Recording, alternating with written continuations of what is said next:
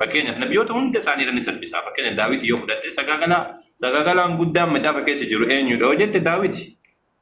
Macaafa qulqulluu kana keessa macaafa qulqulluu isa kana keessa sagagaltuun guddaan eenyudha ati jettee sagagaltuu guddaa fudhatteetiin jette akka macaafa kana Daawit. Sagagaltuu jechuun naaf hin galle maal jechuudha?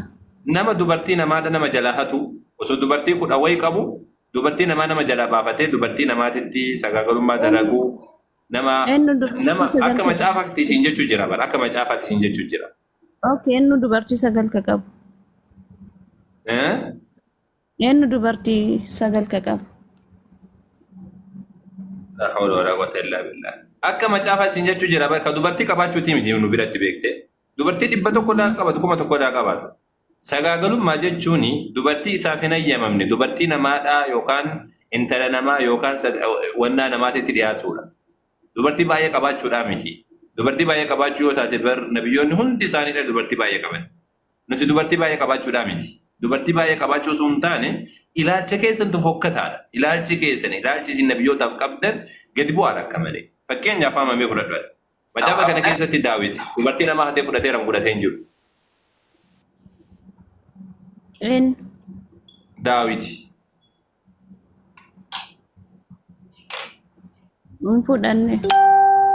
Fudhanne. Nagumaa meeti fayyaan kan kee jirti ofiisi keessa. Akkamitti fudhanne jettasaa Daawit intala horiyaadhaa fudhateetiin bari irraa dhalchee iyyuu bara dubartii namaadhaa fudhate. Dabalataan amma sammuus. Osoo keenyaan amma waa'ee Daawit dubbadhaa hin jiru. Okay. Waa'ee nabiyyi isaaf immoo nabi Muhammad ergadhu tolosaa ergadhu siif ergeetiin ture seenuu hin dandeenye. Wanna siin jenneef nuti ilaalchi isin nabiyyootaaf qabdan ilaalcha rabbiin nabiyyootaaf kennu osoo hin taane ka ofii keessanii mataa keessanii Yahudoonni bocanii isin barke maqaa koomoo faayattanii kitaabni qabattanii deemtan kitaaba Yahudoonni isin hin gahanidha. Yahudota ammoo Yesuus Kiristoos lolaani ture. Don qooroo jedhee kan raabse sun Yahudota. Gabriitii ofii wajjin ciisuun dhowwamaadha akka macaafate. Dhowwamaadha miti. Dhowwamaadha miti osuma taate. Fakkeenyaaf Nabii Allah Ibrahim alayhi salaam yeroo takkatti si ta'a. Ijoollee wajjin yeroo takka rabbii jedhaati. La hawla wala quwwata illa billah. Yeroo takka naafus. Sira yeroo takka jedhaatumaan oollasaa. Obsaati yeroo takkeen dubbattaniitiin hafuusaa. Fakkeenyaaf amma Nabii Allah Ibrahim alayhi salaam Aggaar ka jedhanii yookaan Hajar ka jedhanii macaafa keessatti Abrahaam nama eebbifamaadha. Nama ajaja rabbiidha eegu. Abrahaam haadha manaa gabriitti ofii wajjin ciiseetiin jedhe. Kun sagagalummaa jedhama. Ilaalcha isaanii ilaalcha fokkata wannan jedhu isa kana sinii galee. Nabii Allah Ibrahim alayhi salaam gabriitti isaanii wajjin waan ciisaniif gabriitti isaanii Aggaar wajjin yookaan Hajarii wajjin waan ciisaniif jecha sagagaltuudha jedhanii. Sinii galee sagagaltuudha jedhanii. Yaaqoob alayhi salaam obboleewwan lama fuudhanii san biraan ammoo saajjattoo qaban. Saajjattoo jechuun gabriitti jechuudha. Gabriitti qaban. Gabriitti wajjin waan Nabii Allah Yaaqoob alayhi salaam fuudhaniif jecha maal jedhan jarri? Gabriitti waan fuudhaniif jecha sagaagaltuudha jedhanii. Akkaatammaan isaan yaadni isaanii itti fokkate akkuma kana. Yaada gadi bu'aa wannan jedhuuf isa kana. Sagaagalummaa jechuuni haadha manaatii fi gabrittiidhaan alatti waan jirudha malee sagagalummaa jechuun isa kana. Fakkeenya Quraana keessatti Rabbiin subhaanahu wa ta'aala walladeen kan dubbanna ishii booddee nu barsiistan dubbanna gaafii qabnu gaafanneen buuna nu dubbista booddee. Gabbuu itti jala san taa'e goobasitti yoo sitti hin tolin gabbuu itti jala san taa'e. Tayyib. والذين هم لفروجهم حافظون إلا على أزواجهم أو ما ملكت أيمانهم. warra qaama isaanii irratti tikfatan haadha warra irratti malee ooma malakat eemanum jechuun waan harki isaanii hin dhufate jechuun gabroota isaanii irratti malee jedhe. Kunniin lamaan waan hayyamama Rabbiin subhaanahu wa ta'aala hayyama. Macaafa keessatti illee akkasuma. Fakkeenyaaf amma yoo deebinee seera keessatti deebii boqonnaa 20 yoo dha'ineetti ilaalla akkaataa lolaa wayitamu seen himu isin yeroo loltanii uummata takka qabattan akka gabrummaatti dubartii namaadha yoo fudhataniitiin jettan ji'a tokko haboosu eegaati ji'a tokkoon booda achi booda itti fayyadamaa jedha. Ofii keessanii fudhadhaa wajjin ciisaa jedha. Seeri kun seera eenyuuti? Seera Waaqayyo baasee jedhee macaafi dubbata. Waaqayyo tuyyuu isin sobe moo isin tuyyuu Waaqayyo irratti kijiba dubbatu jedha. Waaqayyo gabra godhadhaa jedheetiin dubbata. Gabra godhadhaa itti fayyadama bira gahaa jedheetiin dubbata isii ijoollee bira gahaa jedhee dubbata. Waaqayyo keessan tuuhuu dura seera baasee eegasanii seera san dagatamoo isintuyyuu sammuu gattaniitiin waan waaqayyoon keessan jedhe iddaan hin beektan. Macaafa keessatti bar gabroota wajjin ciisuun rakkoon qabu. Gabroota wajjin ciisuun haadha manaa wajjin ciisuun nuti kanaa miti kan irraa haasa'u. Nabiyyoota kanaan hin wakkasnu nuti. Nabiyyi Allah Ibrahim alayhis salaam dubartii aga fedhan yoo fuudhanii waan Rabbiin hayyame. Akkasumallee Yaaqoobillee akkasuma Isaaqillee akkasuma Daawitillee akkasuma Nabiyyi Allah Suleymaanillee alayhis salaam fakkeenyaaf hamma Nabiyyi Allah Suleymaan alayhis salaam dubartii 100 qaban akka jarri 1,000 itti fe'anii miti. 100 yoo qabaatan nuti kanaa miti kan ilaalu. Warra Rabbiin hayyamee fi karaa seeraatiin haadha warraatii fi haadhaa fi abbaa isaanii gaafatanii fuudhamanii miti. Kan sobaniiti dubartii abbaa manaa qabdu kan namni bira ga'u. Sagaagalummaa ka jedhamu isa kana. Macaafa keessatti wanni nabiyyoota itti hirkifamu isa kana. Fakkeenya Daawit dubartii namaadhaa fudhate. Dubartii abbaa warraa qabdu sobee kootu jedhee sobee erga isheen bira ga'e irraa dhalche. Rakkoon isa kana. Luut akkasumatti wanna godhe jedhanii eenyu kana ijoollee ofii wajjin ciise jedhani. Rakkoon gurguddaan isa kana. Ijoollee ofii dhale wajjin ciise. Yahudaan kan Yesuus irraa dhalate. Yesuus karaa isaa irraa dhalate. Yahudaan haadha manaa mucaa isaa kootu karatti argeeti intalooyi karatti argee kootu si wajjin ciisa jedhee wajjin ciisee irraa dhalchee jedhan. Eegasini Yesuus karaa isaa irraa dhalate. Yesuus achi keessa hin dhalate. Ani waaqni isaanii maaliif karaa kana akka filateen hin beeku. Wallahi naaf hin galu. Haga ammaa wanni akka mani dhibu sagadaan. Maaliif akka Maatewos karaa sagaagaltuudhaa kanneen karaa akkana fokkatu kana maaliif seenaan sun gabaafame eegasini seenaa kana maaliif achirraan gadi fideen hin beeku. Maaliif akka akkas godhan? Sini gadi. Wanti dubbatu jiru sagaagalummaa jechuun isa kanaadha. Mee isa kana irratti dubbadhaa yaa ta'i. Waa'ee Aayishaatti wal qabatee ammoo Nabiyyu Muhammad alayhi salaatu wassalaam Aayishaa waggaa 9 fuudhanii. Waggaa 9 fuudhan. Maaliif fuudhan? Waan geessee fuudhan. Haadha manaati. Intala waggaa 40 maallee fuudhanii jiran kan Khadiijaadha. Ta jidduu jirtullee fuudhanii jiran waggaa 20 oliittillee waggaa 10 illee fuudhanii jiran. Aishaan illee geettee jennaan waggaa 9 fuudhan. Ummatatu walii gal haadha abbaa walii galtee haa kennu mucayyoo tana jedhanii osoo isiin hin geenne ni kaadhatanii erga isin geettee jennaan Nabi Muhammad taa kennu nu jedhanii fidanii kennan. Nam tokko seenaa keessatti Nabiyyi Muhammad alayhi salaam dubara mucattii hin gehen fuudhan jedhe tokko saara kan Nabi Muhammad wakkas hin jiru zamana duraanii keessatti. Wanni kun ka'e zamana faranjiin amma achi as kun jalqabdee wanni jette kana. Inni dhoowwamaa sina macaafa keessatti waggaa 9tti. Seera Yahudaa keessatti waggaa 3tti yoo fuudhan rakkoo takka illee hin qabu. Waggaa 3tti yoo fuudhe rakkoo takka illee hin qabu. Macaafa keessa yoo kan jiru isa kana. Macaafa keessattuu Ribqaan gaafa heerumte waggaa 3tti Isaaqitti heerumtee jedhamee gabaafamu akka Yahudonni barsiisanitti. Macaafa irraa fudhataniiti waggaa 3tti intalli takka heerumuu dandeessi jedhan zamana duraaniidha jechuudha. Zamana kana keessa ammoo fakkeenya muslimtoota biratti zamana kana keessa ijoollee waggaa 9 fuudhuun danda'ama hin danda'amu roowwama. Maaliif jennaan nuti muslimtoonni umriidhaan miti dubartii kan laallu. Umriidhaan miti. Amma fakkeenya Suudii keessa dhufte Suudii keessa waggaa 18 gadi fuudhuu hin dandeessu. Umriidhaan osoo hin taane nuti kan laallu ijoolleen umriin intalli akka bakkaatiin akka yerootiin akka zamanaatiin akka bakkaatiin wal dhabatti. Guddinni isiidha. Ijoolleen baadiyyaatiif ijoolleen wannaadha magaalaa tokko miti guddina keessatti. Ijoolleen biyya Itoophiyaa fakkeenyaaf ijoolleen shamaraa teenyaa fi ijoolleen biyya Arabaadhaa jirtu ijoolleen Arabaadhaa tokkodhaa miti guddina keessatti. Tokkodhaa miti guddina keessatti. Ka faranjiitiif ka Arabaatu tokkodhaa miti. Keenyaaf warri Afrikaatiif warri faranjiidhaa tokkodhaa miti. Guddina keessatti wal caalaa deemu. Ijoolleen gammoojjiitiif baddaadhaa tokkodhaa miti. Isa kanaan miti nuti kan herreegnu. Sinigalee nuti kan herreegnu waggaadhaan miti. Waggaa 12, waggaa 15, waggaa 80, waggaa 60 miti. Nuti kan herreegnu intalli takka geette mugeewu hin geenne. Haadha manaa ta'uu dandeessu hin dandeessu. Yoo geettee jiraatte waggaa 9tti illee geessu zamana duraanii waggaa 12tti illee geessu waggaa 15tti illee geessu waggaa 30tti illee geessu waggaa 40tti illee geessu yeroo isin geettetti heerumuu dandeessi. Isa kanadha islaamummaa keessa kan jiru. Zamana kana fakkeenyaaf nam tokko daa'ima xiqqoo lafaa fuudhee wajjin ciisa hojjedhe laa hin danda'amu. Aishaan daa'ima xiqqoodha as deebiin. Aishaan yaa jala keessa daa'ima xiqqoodhaa miti bara ijoollee xiqqoo lafa irra guddisanii dhaabiti. Hojjaan isiidhaa bar wayita dubbattu Aishaan ofii isiitii dubbattii bar. Hojjaan jetti Nabiyyi Muhammad dhaabatanii bar Nabi Muhammadin alayhi salaatu wassalaam Nabi Muhammadin areeda kiyya asirra kaadheetiin achi ilaalaa jetti ummata. Kiristaanni immoo kiristaana kana dagalisiisan beekte sababni isaadhaa ummata Yesuus iyyooti intallu bar Yesuusiin kun akka faranjii isaan keessa argitanii footoo faranjii isaan keessatti waan qaaraa godhateetiin deemutti fakkaata. Ummata akkasiiti bar. ummata Yesuus waan qaaraa godhatee deemutti fakkaata. Dhufanii yeroo garee warii isin qamisa godhatan Yesuus akka waan qaaraa godhatee deemutti fakkaata. Suufa waan godhatutti fakkaata. Waan amma suufa godhatu jedhe. Laa akkasiidhaan. Aishaa wati dubbattu bar an areeda kiyya asirra kaadhee Nabi Muhammad isaanii dhaabatanii achi ilaalaatiin ture jetti bar. Seenaa ofii akkanumatti wati dubbatu.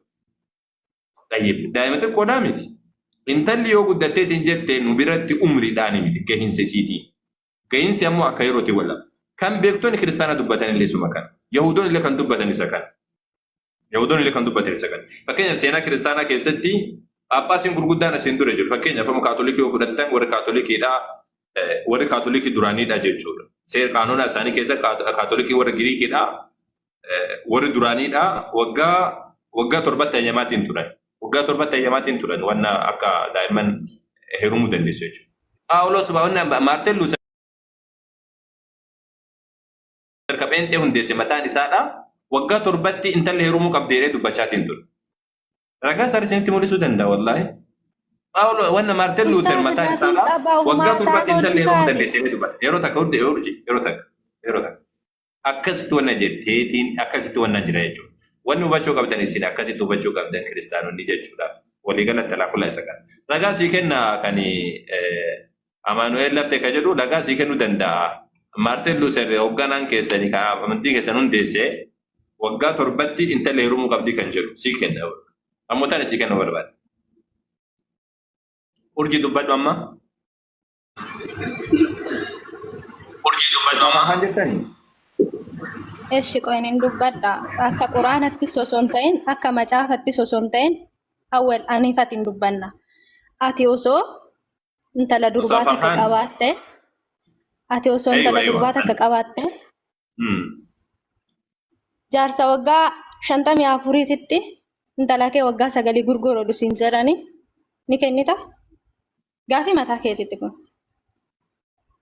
Intala hagam geessu? Intala si geessu mucayyoon tiyya yoo si geesse intala haga kan kee kana geessu yoo taate kaata kennee. Daa'ima waggaa hin aariin illee gannan buusin illee. Ati amma jechuudha daa'ima waggaa 9 ennaa jedhamtu tilmaamuun illee sin dhibu warra jala jiran kun hundinuuyyuu ni beekani. Waggaa 9 jechuun nama akkamii akka taate nama waggaa 54f kennadu siin jedhaniin kennita? Ofuma akka sammuu keetitti daa'ima hagam geessu siin jedhe daa'ima xiqqoo hagatti tana geessu moo daa'ima intala guddoodha? Nama waggaa 9 hin beektaa awwal. Nama waggaa 9 hin beektaa. Waggaa naani miti hagam geessu intala hagana geessu moo intala hagatti tana geessu? Atammo ustaaz nama waggaa 9 amma maga geessu tilmaamu sitti ulfaata? Lakki zamana keenya walla babal'atee ati amma yeroo takka dargeeffadha amma osoo silaalanii osoo na bira dhuftee waan agatti tanaati. Intalli waggaa 20 wayin geessa amma fakkeenyaaf ta'a. Garuu ammoo zamana duraaniidhaa waggaa 20tti intalli waggaa 20 osoo heerumin geettee jennan haftuudha jedhamti. Intala roqroqa akkana taatiin deemtuudha. Amma ati akkasiidhaa miti. Zamanni duraaniitiif zamanni ammaadhaa tokko miti. Zamanni akaakayyoota kennaa intalli waggaa 20 geette jechuun lafatti haftee duute jechuudha. Haftuudha jedhanii manatti haftee jirti jedhanii. Amma jechuun umurii amma zamana kana keessa amma herreegu jirta. Intala amma fakkeenyaaf maali taasisuuf jedhe fardiyyaa taasisuuf jedhe. Tiyoorii jechuun bakka akkanumatti osoo argatte nan jechuu jira. Fakkeenyaaf amma osoo an argadhe intala waggaa 9 geette intalli tiyyaa jennu. Waggaa 9 geesse intalli guddatteetiin heeruma geette taanaani wanta kannan dhibu zamana duraan osoo jiraanne. Amma isaati kana intalli ijoolleen daa'imman xixiqqoodha amma isaati waggaa 9 jechuudha. Zamana duraanii waggaa 9 xixiqqoodha miti. Waggaa 12 heerumti. Mee azzaraa fakkeenyaaf mucayyoon kiristaana dheengaddamaa naan jetti mucayyoon takka. Haati tiyya waggaa 12 heerumtee na deesse naan jetti nuun jetti. Asuma laayib irratti. Haati tiyya waggaa 12 heerumtee. Amma kun na dhaggeeffadhu qala. Waa'ee amantaa keessa seenini kiristaana keessa seenini waa'ee musliimata irraa miti garuu akka dhuunfaa keetitti jechuudha. Amma fakkeenyaaf guddina qaamatii miti siin jechuudha. Ergamaa waaqatii miti dhaggeeffadhu. Naggeeffadawwat ergamaa waaqatii miti jechuudha. Mootummoonni jechuudha amma warroonni Itoophiyaa kun urjii. Way kana fixannaa bifa kanaan hin deemini. Si rukutaan bifa kanaan hin deemini. Akkas hin deemini as deebi garana deebi. Wannan siin jedhe namni tokko fakkeenyaaf intalli takka waggaa 9 heerumsiiftanaan jedhe. Intalli geesse ta'an nuti umriidhaan ilaallu abadan muslimtoota biratti. Umriidhaan miti nu biratti. Umrii kan jalqabe jaarraa 19ffaa keessa jalqabe umriidhaan dubbachuun. Umrii kan fide faranjiitu fide malee amantii kiristaanaa keessa, amantii Yahudaa keessa, Islaamummaa keessa illee umriin hin jiru. Umrii hagana kan jedhamu. Islaamummaan ammoo seera namaan jijjiiramuudha miti. Amantii tasuma taatee faranjii haa taatu, arabaa haa taatu seera namaatiin hin deemnu. Nuti umriidhaan osoo hin taane intala geessa ka jedhu waggaa 20tti illee haa geessu. Geessi yeroo gahumsiidhaan laallan. Sigalee gahuusii haadha warraa taatee jiraachuu isiiti. Sigalee umriidhaan tasuma taatee murteessu. Umriin bar waan faranjiin kaduu kana akka namni qacaacaa ta'uu jalqabe kana waan jedhu dubbachuu jalqabdeedha. Umriin hin jijjiirre fakkeenyaaf amma Awurooppaa waan keessa seera isin duraadhaa Amerikaa keessa bahee laalte jaarraa duraadhaa bara meeqa jaarraa 19ffaa keessa wanni jedhu murteessitee fi jaarraa 21ffaa keessa wanni jedhu murteessitu kana gaafa. Sigalee akkaataa heerumaa keessatti namni jijjiiraa deema. Dubbii jallisuudhaan walitti hin guuriin awwal dubbii jallisuudhaan walitti hin guuriin. Akka mucayyoo kun deemtu. Waggaa 9 fuudhuun yakka daa'ima waggaa 9 fuudhuun yakka niitii 9 fuudhan niitii 9 fuudhuu jechuudha niitii 9 fuudhuunis yakka habibi. Akkanatti hin galuuf ijoollee fa'a. Amma ana gaafatuuti ati awwal Qaasim mucayyoo waggaa 9 osoo argatte daa'ima xiqqoo yeroo takka mucayyoo yeroo takka amma sii deebise. Mucayyoo takka waggaa 9tti heerumsiisuu dandeessaa heerumsiiftanaan jedhe hin heerumsiisu. Of course. Ayyee ammaan se'anillee waa si gaafadha waan tokko si gaafadha.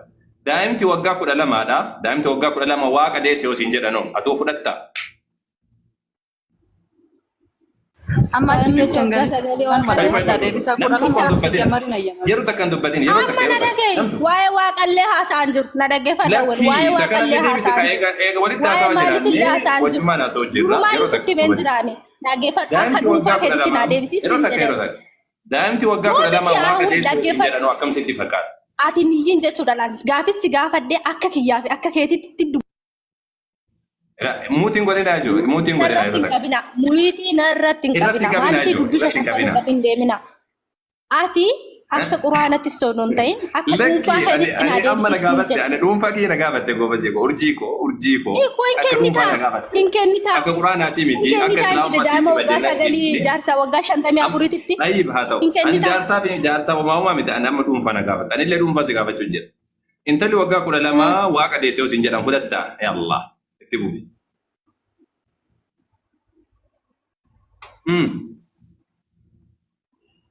Itti buufi ka urjii dubbadhu ka.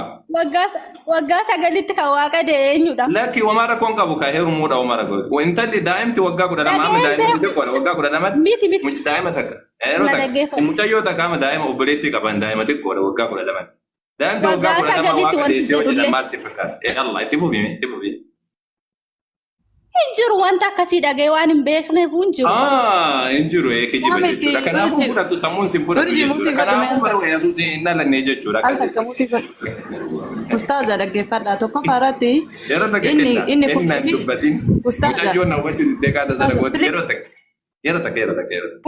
Amma kana mucaan dhiiste ustaaza. Kennaa zimtee dhiyaati kennaa zimtee dhaggeeffadhaa wel ati jechuudha na dhaggeeffadhu ijoollee dogongorsiisuudhaaf illee hin deemini lammaffaa moo jechuudha. Maal dogongorsiisa? Ati nama dogongorsiisu dhugaa rabbii nama dogongorsiisuuf deemta na dhage namni jechuudha hangam fedhallee yoo jaanjoo yoo ta'e namicha daa'ima waggaa 9 gudeedee niitii 9 fuudhee waaqni yoo hojii dhabee ergamaa isa godha. Yoo hojii dhabee waaqni hojii qaba. Yeroo takka ani gara Yesuus keessatti gara imaluu danda'e kenna maaliif na rakkisa? Mucayyoon fayyaa qabdiisa. Mee muutii godhadhu taa'e yeroo takka mucayyoo tanarraa bitaati. Urjii kaasiin jedhani waan dhuunfaa na gaafadhe ati awwal naan jedhe. Awwal zamana kana keessa jira. Mucayyoon takka ishee dhalattee daa'ima waggaa 9 dhaleemsiiftaa yoo waan kenneef dhagee siif hin deebisa. Dhagee gaafii ta'e dhagee. Yeroo takka. Anillee waan si gaafadhe daa'imti waggaa 12tti har'a kana daa'ima xiqqoodha ijoollee. Waggaa 12tti daa'imti xiqqoo wahiidha waaqa deessee osin jedhan fudhattaa siin jedhe gaafii kana qajeelinaa deebisa. Ustaaza bakka isaan isheen naa dhiifteerte sin hin deebisa. Oy kennaa nan deebisa hojii deebisa. Qajeeltee muutii godhattee teessa. Awwal siif hin deebisa naggeeffadhu. Daa'imti waggaa 9 takka waaqa deessee yoo jedhame. Waggaa 9 isaan kana si gaafane amma kiyyaan ansi deebisee jira isa kana. Intalli waggaa 12 daa'imti waggaa 12 waaqa deessee yoo siin jedhan sammuun si fudhattii siin jedhe malee. Nin furadhe maaliif hin furanne? Hojii waaqati malee hojii kan keetii. Nin furadhe waaqarraa dhufe malee anarraa hin dhufne waan ta'eef nin furadha. Kuni dinqiidha kennaa guddaadha kuni osoo beekte jechuudha. Kennaa waaqni siif kenne hin fudhatamoo hin fudhattu. Naaggeeffadhu ishiin kolfin nama hin kolfisiisu. Waan waaqni sii kenne ni fudhatta. Gaarummoo ati ergamaa taatee jechuudha. Ergamaadha jettee duuba bu'aa Waaqni akkamitti isaanii xiqqoo xiqqeetiin keessaa ba'a mucayyoo. Yoo xiqqaate namni nama fuudhe fakkeenyaaf amma mee misaadhaaf.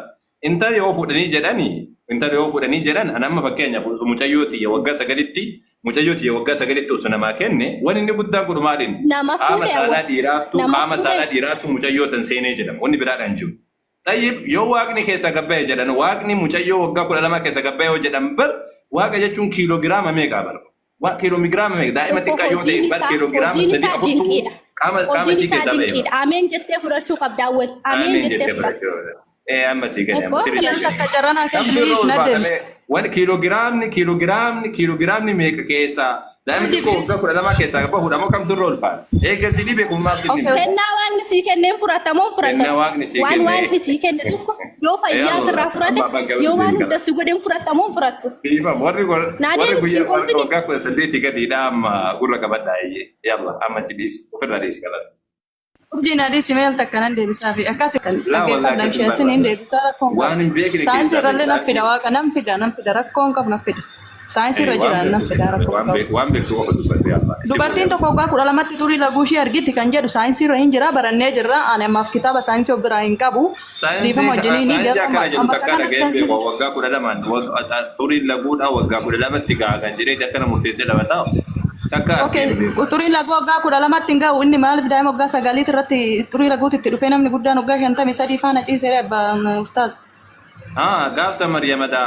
Gaafa waaqa deessoodha Mariyaami gaafsa xurii laguutti ishii tokko faratti waaqa deesse kan jedhu jira. Waaqni kiiloo haganaati daa'ima waggaa 12 keessaan ba'e jettanii wanta akkasiin dubbatina tokko faaya keessaan dhalatee hin dhalatee nama ta'e foon namaatiin dhalate ustaaz jeegin hin ta'u. Yeroo takka waaqni intalli kun amma xurii laguudhaatti dhufee jira jedhee waaqni yeroo xurii laguu tokko faa ragaan hin jiru maaramii waaqa deesse kan jedhu ragaan hin jiru tokko faaratti kan dhalate nama ta'ee keessaan dhalate. Nama akkamitti deesse namni waaqni dhalanne adda ayyib. Isa kan keessa shafanuudhaaf jecha gaara sagaleen kolina lammata maaramii waaqa deesse osoo hin taane nama ta'ee keessaan dhalate malee waaqni kiiloo meeqa kiiloo haganaatti keessaan ba'e jettanii hin jeeqina tokko faratti saayinsiin kutaa waggaa 12 ol garuu isin daa'ima waggaa 9 fuudhee gaafa faana ciise namni waggaa 53 jedhamu. Gaafa daa'ima waggaa 9 daa'imni namni waggaa 53 faana ciise jedhamu dubbisa shafanuudhaaf jecha maaramii nagas hin deesse ganaa deesse. Macaaba keessa waggaa 3 heerumtu si fidu. Waggaa 3. Dhaggeeffata akkasii. Dhaggeeffata nama fakkeenyaa fi dhaggeeffata akkasii. Yeroo takka. Naati dura kun qabu na dhaggeeffachiisa. Macaafa kan keessa waggaa 3 si hafidu macaafa kan keessa waggaa 3 si hafidu daa'ima. Amma gama hin fiiginaa fi tokkoffaa irratti dhaggeeffata mi'aan al tokko reef yeroo dubbataa kuttasiin jalan ture. Yeroo takka. Intala waggaa 3 dha si hafidu. Intala waggaa 3. Intala waggaa 3 dha finnaa deebbo. Akkasii mimmoo. Dhaggeeffadhaan hamma san isin baasan isiniin dubbadha garuu isa daawwiti waggaa dubartii akkasii fuudhee ganaa fuudhetanii. Mucayyoo teenya yeroo takka miira keessaa ba'e. Gootu basma. Kitaabni kuni Tooroos jedhameeti wannaadha diviizhinii jaffaadha wannaadha talmuudiidha. Sigalee talmuud jechuun. Macaafa eenyutti kitaaba maqicha hin yeroo takka intalo yeroo takka yeroo takka natti hin iyyin. Haga an fidadhuuf xiqqoo sinaaf hiikaa kan ibsuuf. Niddaa jedhaniiti akkasii jira. Niddaa jechuun. Mee intalo yeroo takka naaf obsi mee khayr inshaallah. Niddaa jedhaniiti talmuudiidha. Talmuudii jechuun kitaaba warra Yahudaati. Mataa keessanirraa baastanii fudhannu nuyi. Sila mucayyoo gad siyaa bu'as moo akkam siyaa goonu? Yeroo takka obsiiti haga yaada fixadhu yeroo takka obsi yeroo takka. Niddaa jechuun kitaaba eenyuuti kitaaba warra Yahudotaati. Yahudonni wayita dubbatan maal jedhanii dubbatanii arguu jirtaa mitas diviizhinii jaffaa keessatti lakkoofsa 4 irratti. Waggaa 3tti intalli takka waggaa 3 yoo geetteetiin jettu waggaa 3 guyyaa tokkotti heerumuu fi saalqunnamtii godhamuu dandeessi jedhanii murteessan. Arguu jirtaasaa? Injiri malee fuune tokko faarratti kitaaba eenyutti gootaanaa kennaa nan baasee dubbisaan illee ustaazamaa. Entalo niddaa siin jedha subhaanallah. Kitaaba warra Yahudotaa. Kitaaba Yahudotaa. Kitaaba Yihuudaatiin bulaa irraan maal jedhu Kitaaba Yahudaatiin hin bultu ati. ragaa sobaati kunidha dhaggeeffadhaa laal kitaaba isaa fi Kitaaba Yahudaatiin hin bultu mutayyoo yeroo takka. Kitaaboti jiranirraa nu kennan macaafa qulqulluu isa Kitaaba Yahudaatiin hin bultu siin jedhe. Kitaaba Yahudaatiin hin bultu siin jedhe yeroo takka. Aywa. Lakkoofsa 20 lakkoofsa 19 irraa isaa dubbisume. Kanarratti dubartittiin akka ati raajii taate nan argaa yaa gooftaa jettee abboonni keenya gaara kana gubbaattiin sagadu isin warri Yahudotaa immoo lafti itti Waaqayyoof sagaduun ta'u Yerusaalem keessa jira hin jettuu jette. Isin warri Yahudotaa. Yesuus Kiristoos Yahudaa nama Yahudaa miti. Yesuus Yihuudaa miti nu Yihuudaadhaan iyyuu dubbate amma kitaaba amma irraa dubbistasaan Yahudaa moo Yahudaa miti siin jedhe. Yahudaa moo Yahudaa miti siin jedhe. Gaafii kiyya daf. Qoy ustaza facha targaga ana amma Yesuus ni Yihuudaa Yahudaa moo Yahudaa miti gaafii kiyya naa deebisi mutayyo yeroo takka. Gaafii kiyya naa deebisi. Yihuudaa irraa maa fidda macaafa qulqulluu irraa isa amma dubbiste Yahudaa moo Yahudaa miti Yesuus Kiristoos Yahudaa moo Yahudaa miti. Wangeela qofaan sirraa fudhaa Yihuudaadha Yesuus Yihuudaa miti siin hin jenne. Yahudaadha. Eega Yahudaa taate Yahudoonni kun niddaan fudhatanii niddaan ka isaaniiti seera isaanii keessatti kitaabuma siif hojjetu. Niddaa isaanii keessatti seera isaanii keessatti intalli waggaa 3tiif guyyaa tokkodha saal qunnamtiyyuu godhamuu dandeessi. Feerumuu dandeessi saal qunnamtii godhamuu dandeessi. Fidi ustaza kitaaba qulqulluu irraa fidi. Fidi kitaaba qulqulluu irraa. Amma alhamdulillahi rabbil alamin fayyaatti deebitee amma xiqqoosiidha. Taayyo. Amma illee macaafa qulqulluu irraa fidaa ijoo. Itti dabalaaf. Daa'ima waggaa 3 kana ciisi kan jedhu macaafa qulqulluu irraa fidi. Amma isa kana si mul'iseetiin jira. Isa kana si mul'isee jira. Ulaafu. Ilaala sembicha kitaaba isaan itti isin dogongorsiisaa oola warra jala jirtan. Fidi kitaaba qulqulluu irraa. Kitaaba qulqulluu. Yesuus Kiristoos kitaaba qulqulluu waan jedhamu harka qabatee hin deemne Yahudaadha bara kanumatti. Amma kana dubbisi yeroo takka. Tokkoon si fidaatiin deema yeroo takka naaf obsi. Maal jedha sitti Zahulaa quudha boqonnaa 31 lakkoofsaa 17. Macaafa eenyutti afaan Oromootiin dha. Dhageeffadhu afaan Oromoodha bakka tanatti hin jijjiirate dhageeffadhu sirriitti. Macaafa eenyutti wanti yemmaa yaa'uuteen kitaaba eenyutti abboon taloo kana wanta ustaza kitaaba eenyutti afaan Oromootiin baasanii Musayyoo mee iyaan sadii yeroo takka dhageeffadhu rabbii jedhiiti laa hawla walaa quwwata illaa billah. Mee afaan itti yeroo takka afaan hin callisime yeroo takka. Zahulaa jechuun seera lakkoofsaati. Seera lakkoofsaa keessatti maal jedhee dubbata? Ahun engede ከልጆቹ ወንዱን ሁሉ ግደሉ ዲራ ሁንዳ አጀሳ ጀዴ ወንድንም በመኝታ የሚያውቁትን ሴቶች ሁሉን ግደሉ ዱበርቶታ ኬስ ኢጆሌ ኬሳሌ ኢጆሌ ዱባራ ከዲራ ቢራ ጌቴ ቤክቱ አጀሳ ጀዴ ወንድን የማያውቁትን ሴቶች ልጆችን ኢጆሌ ዮካም ሙጮሌ ሁሉ ግን ለራሳችሁ አድኗቸው ጀዴትን ዱበታ ሙሴቶ አከነ ጀዳን ኡፊ ኬሰን ኢጆሌ ቲቲቆ ኡፊ ኬሰን ቢፈታ ኡስታዛ macaafa keessaa fidi afaan oromootiin macaafa amma baaste san keessaa fidi muyitii namarratti hin qabineeti fidi.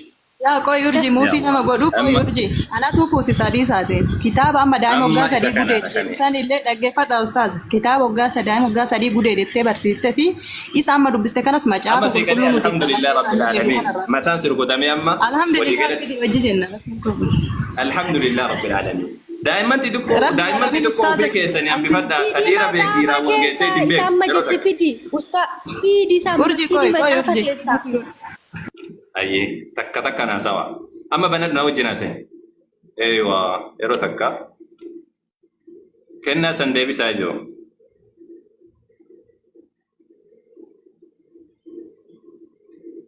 ayi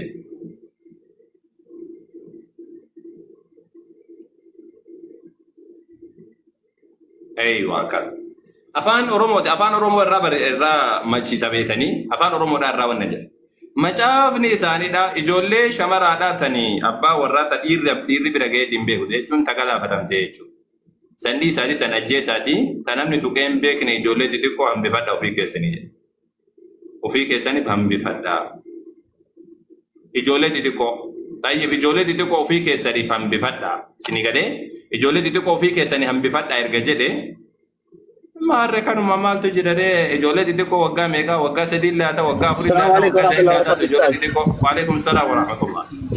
Ifama tokko ergaa dabarsaneetaniini dubbattani mucatti bullaala ergib jedhani dhaqi fooyin fidi goote afaan oromooti haasa'u fooyin fidi goote mata duree kanarratti beenu komantii jala deemtanii nu bufaminaa dhaqaa fidaa kottaa akkasii shallattoo faastaas ifama. Amma argitee mucayyoo kenna ta'etu argitee amma. Ustaaza no ane akkasin jenne walii galla naggeeffadha tokkoffaa irratti daa'ima waggaa sadii san gudeedi kan jedhu kitaaba qulqulluu irraa isa amma dubbista sanis kitaaba qulqulluu afaan oromootiin jechuudha. Afaan amaariffaas namni baasoo jiraate ol sinii haa galu jirti mucoo wayii afaan amaariffaa baastu garuu amma afaan oromootiin jijjiira siin jedhe bakka kanatti waan asiin jedhe hubattee. Okay, in dubbisna rakkoon qabu afaan maalitti akka jijjiirame dubbisna bakka san kenna rakkoon qabu lammata dabootu isa daa'ima waggaa sadii gudeedi jedhu san illee macaafa qulqulluu irraa nuu kenna rabbiin sin kan waggaa sadii dhiisi waggaa lamatti yoo intalli gudeedamte rakkoon qabuuti baasumee daddafi kamidha seera kamii seera lubootaati seera lakkoofsaa boqonnaa 31